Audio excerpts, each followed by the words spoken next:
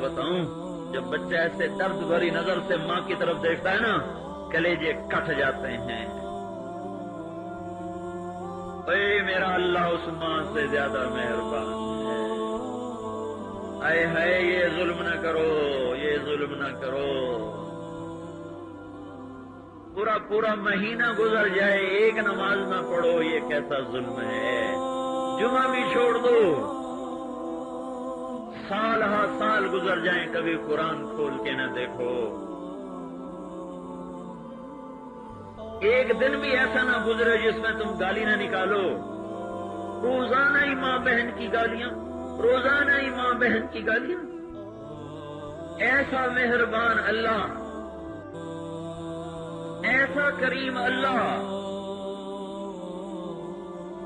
جو گناہوں پہ پردے ڈالتا جاتا ہے، پردے ڈالتا ہے، چھپاتا جاتا ہے، چھپاتا جاتا ہے، چھپاتا جاتا ہے۔ گلا کرتا ہے ابن آدم استترک ولا تخشانی، میں تیرے اتنے گناہ چھپاتا ہوں، کبھی تو مجھ سے حیا کر لیا کر۔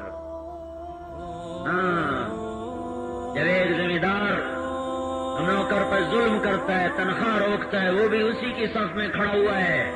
جب ایک افسر اپنے اختیار کو بددیانتی میں استعمال کرتا ہے، وہ بھی اسی صف میں کھڑا ہوا ہے۔ جب آج کا ظالم ظلم کرتا ہے، کسی کی ماں کی بیٹی کی عزت کو اچھالتا ہے، وہ بھی اسی صف میں کھڑا ہوا ہے۔ یہ بھی غلط ہے کہ اللہ پہ بخشش چھوڑے سی، یہ بھی غلط ہے کہ ساڑی توبہ کوئی نہیں، ساڑی بخشش کوئی نہیں۔ ہاں، اللہ تعالیٰ قانون لے کر آئے گا، قاتل مقتول ظالم مظلوم میں فیصلے کرے گا، مجرم محرم میں نکھیڑا کرے گا، اور اللہ یہ بھی کہتا ہے تو توبہ کر میں معاف بھی کروں گا، تو توبہ کر میں معاف بھی کروں گا۔ یہ بنی اسرائیل کا نوجوان، یہ بنی اسرائیل کا نوجوان، میرا اللہ کہہ رہا ہے موسیٰ، اس نے مجھے اس بے بسی سے دیکھا کہ بس مجھے ایسا رحم آیا کہ میری غیرت نے گوارا نہ کیا، تو جس سے سارے چھوڑے اسے میں بھی چھوڑ دوں، مجھے میری عزت کی قسم۔ ارے سننا میں کیا کہہ رہا ہوں، کیا کہہ رہا ہوں، کیا کہہ رہا ہوں؟